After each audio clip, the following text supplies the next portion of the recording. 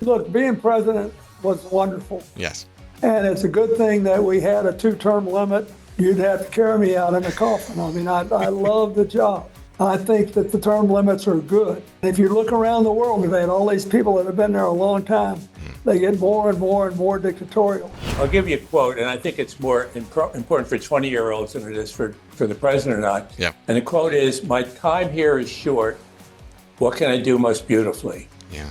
What do you see? Are you filled with hope? Are you filled with sadness? Are you filled with expectation? I think this is a fairly perilous time. I also think we're still the best positioned country for the 21st century if we just suck it up and work together. I've spent a lot of time in Ukraine, and my foundation used to run the AIDS program there. I don't think it's right what happened to them, and I hope that the United States won't give up on them. President Clinton has thought more about the first gentleman than probably anybody else in the world, because he could have been the first gentleman. Yeah. I did think a lot about it. It's the only job I ever really wanted that I didn't get.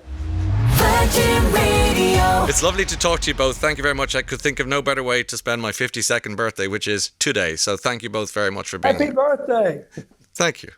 Thank you, Mr. President. Thank you, Robert. Thank you, James. Bye. Let me talk about your book, The First Gentleman. It's thrilling. It's exciting. We get insight into the world of presidential politics, but also the family life behind that. Man on the run. This is great fun. It's number 3. The band is back together again. How does it feel? It feels great. It does, yeah. No, we honestly, we wanted to get back together to write any book, then we had to figure out a book to write, but because we have so much fun doing them. Yes. Yeah, I'm crazy about this guy, and like me, we both overmarried. So it's fun to go someplace with our wives. So it's good. Okay, well, why don't one of you take us through the plot of the book, and we'll take it from there, so we can have a nice conversation about it. Okay, well, the simplest thing in terms of the plot is we got the president of the United States, who's a woman. The husband is called the first gentleman, and he goes on trial for murder, which obviously, now if you're watching Netflix or one of those things, you go like, well, I got to watch this one. So that's the hook into the story. And then in terms of the book, I think there are 4 really good characters in it, which is unusual. I'm not known, people think of me as just short sentences, but the characters, Alex Cross, Women's Murder Club, Lindsay Boxer, and then in this case, 4 characters, the president, the first gentleman, and then these 2 journalists who kind of are the stars of the whole story, because they're looking for the truth about whether this guy killed somebody or whether he didn't. President Clinton, you love a properly drawn out character, isn't that right? You don't want the villain to be just some guy over there who's doing dastardly deeds. I know you and James work closely on putting flesh on the bones of these guys. Yeah, we do. I think there are very few people in life who are all evil and all good. Most of us have a little bit of gray in us, and most of us don't want to be judged by our worst moment and would hope that our best moment at least got some worthy consideration.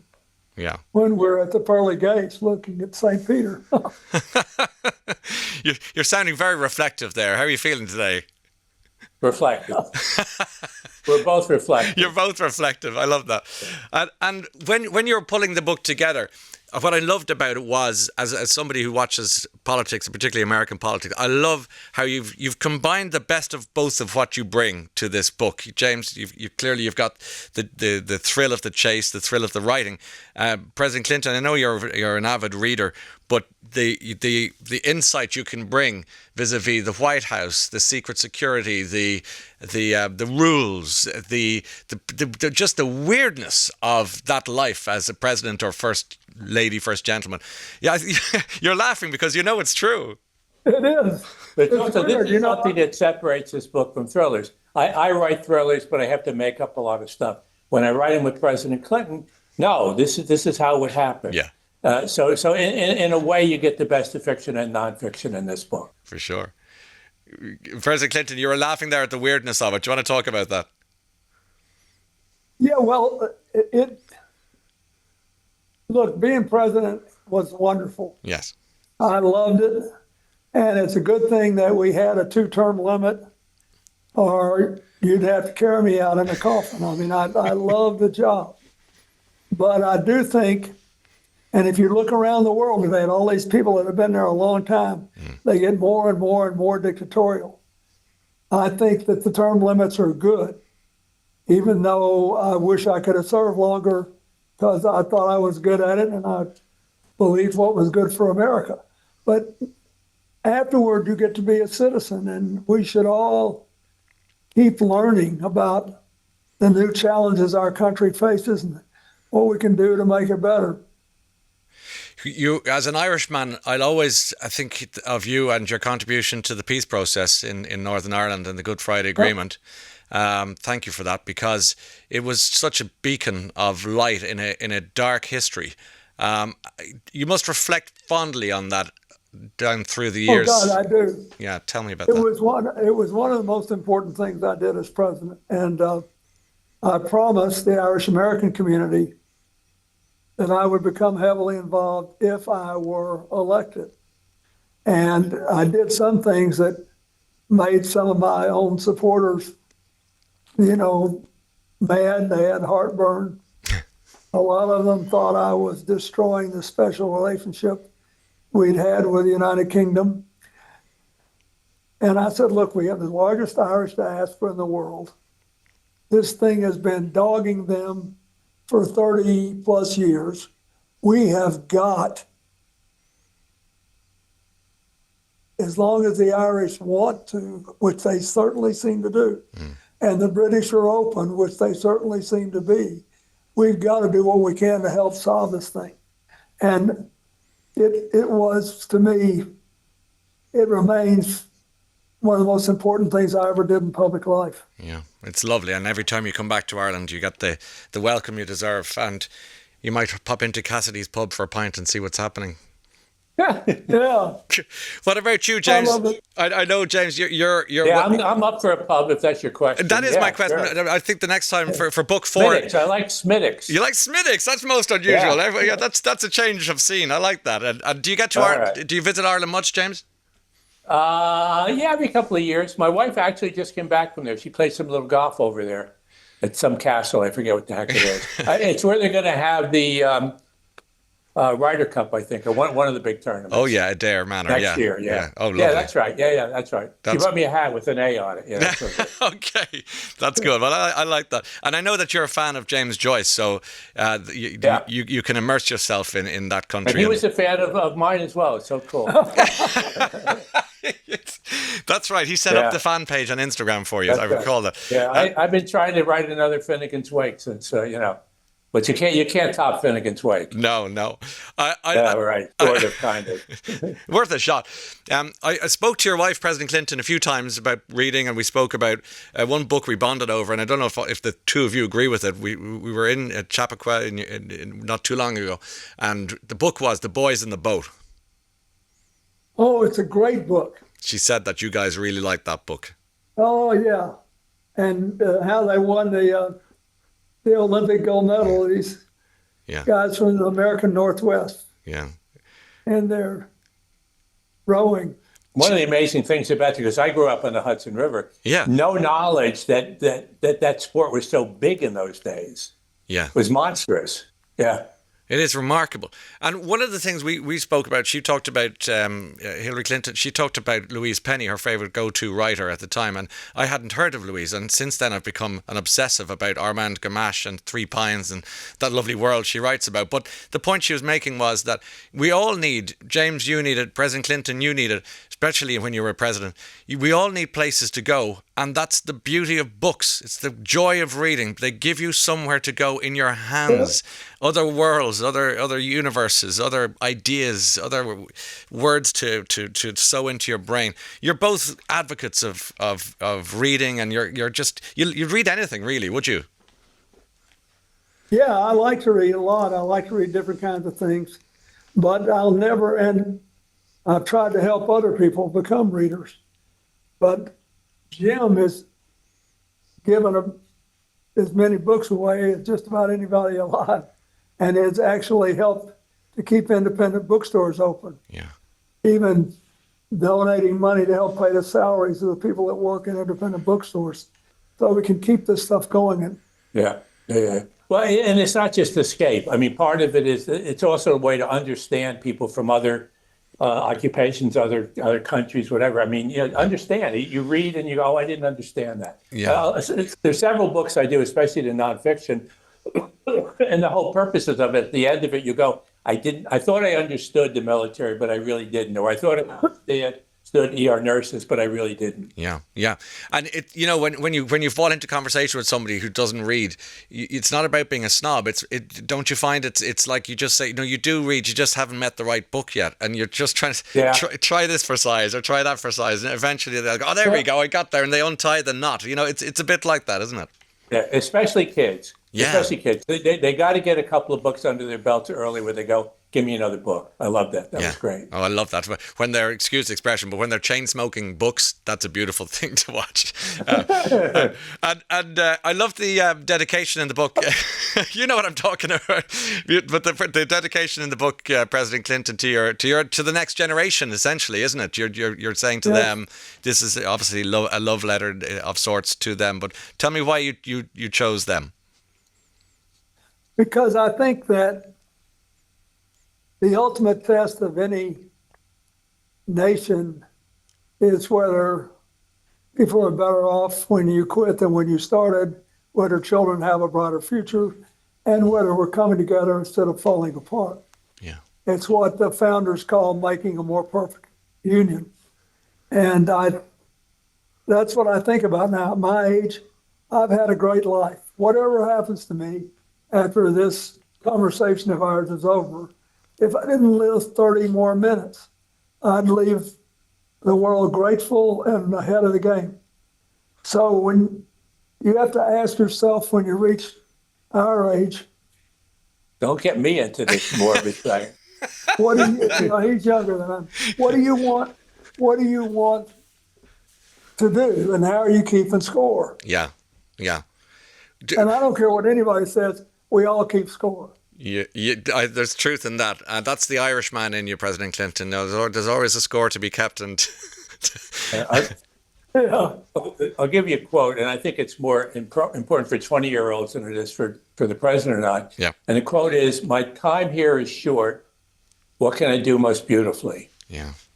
And I think it's a great motivator, and in terms of focusing also, very, very useful. And as both of you, as both of you look around America today, 2025, it's a divided country. That's I understand that. I'm not trying to make a point necessarily, other than to ask you, what do you see? Are you filled with hope? Are you filled with sadness? Are you filled with expectation? Let me begin with you, James, and I'll turn to President. I think all of the above. Hope, because the country has always shown that it will self-correct, and through the history. So I think we will self-correct.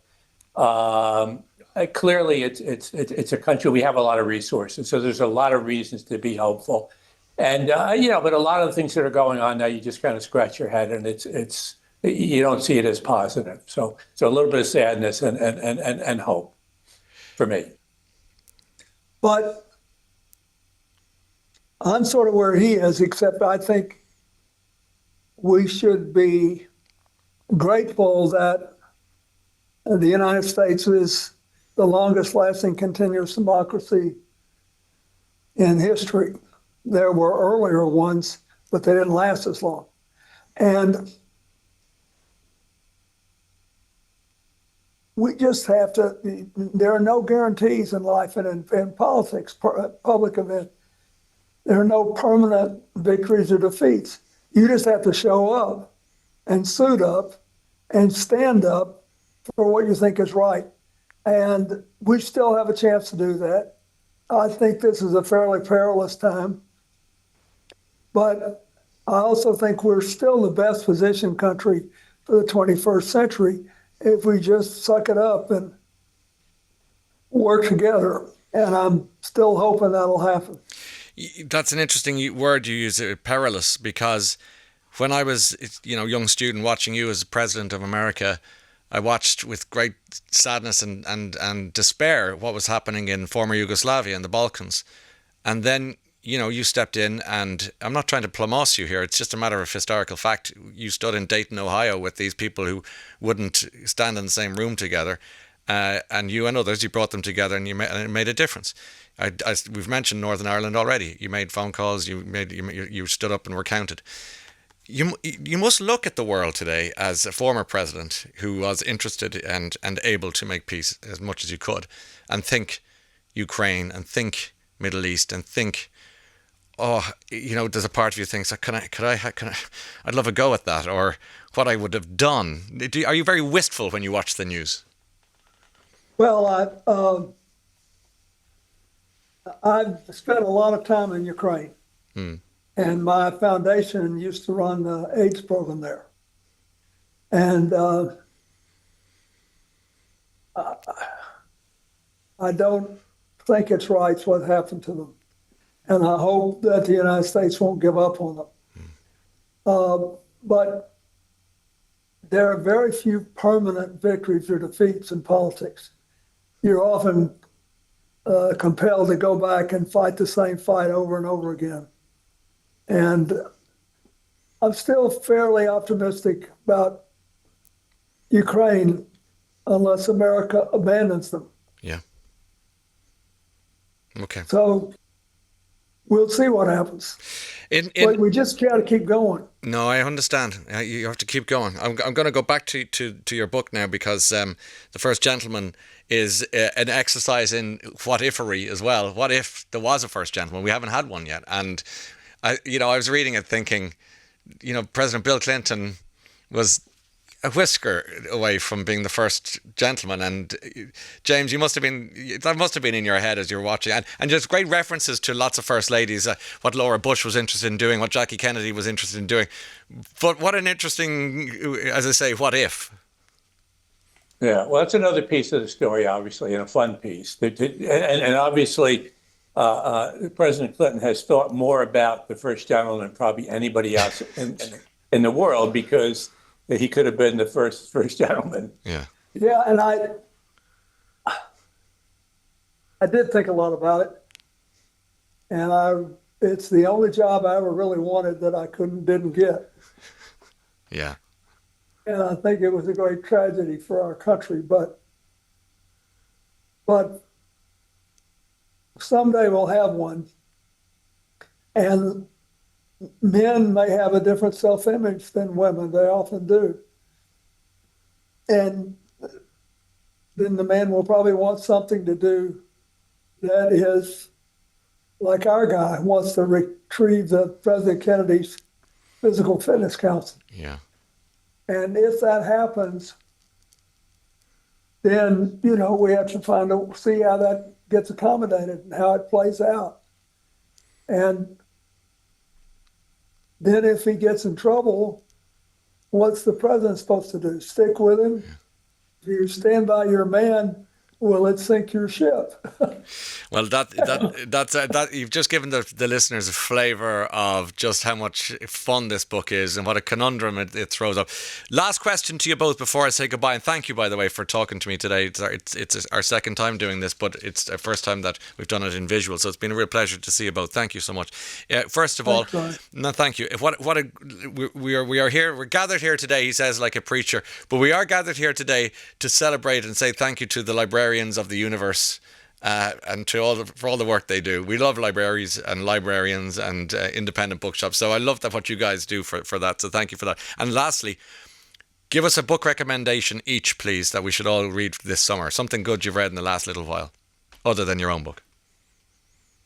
The new Michael Connolly. All his books are Great. good. That's that I read recently. Yeah. Love that. President Clinton? I recommend Louise Penny's latest book, The Black Wolf. Loved it. Okay. And he's just trying to get cozy up to his wife. That's true.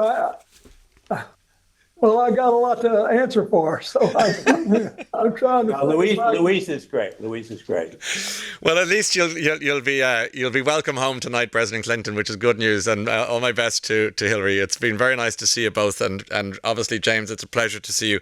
Good luck, gentlemen. Thanks for your time today, and hopefully see you in real life sometime soon. Take care. Me too. Thank you. Thanks. Virgin